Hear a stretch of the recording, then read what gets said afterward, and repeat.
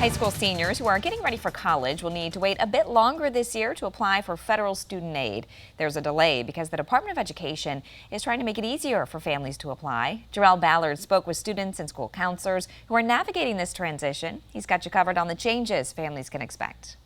One of my big plans is going to an HBCU. It's always been one of my dreams. For students like Jada Smith at Vale Phillips Memorial High School, going to college after graduation is an obvious choice. Jada plans to apply for student loans to cover her school expenses. And I know that I can excel with those scholarships and get financial aid packages and stuff, so I just want that to be the main route on how I get to college. Usually students would be able to start applying for FAFSA as early as October 1st, but because of the anticipated changes, the application won't be ready until December, leaving a lot of questions from both students and counselors. I think that college applications is the first thing on people's mind, and then quickly following that is, how are we going to pay for this?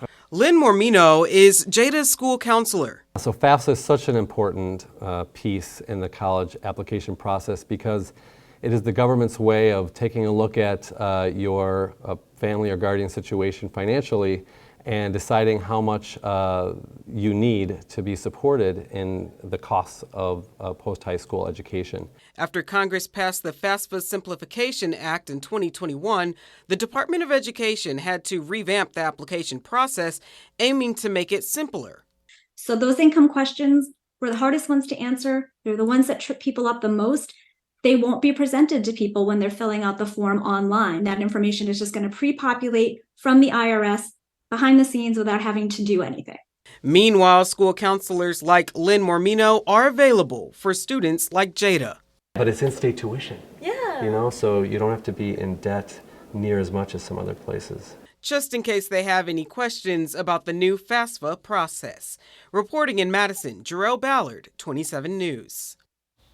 The new application will also ask students to identify their gender and race. The Department of Education says this is solely for data reporting and won't affect a student's financial aid eligibility.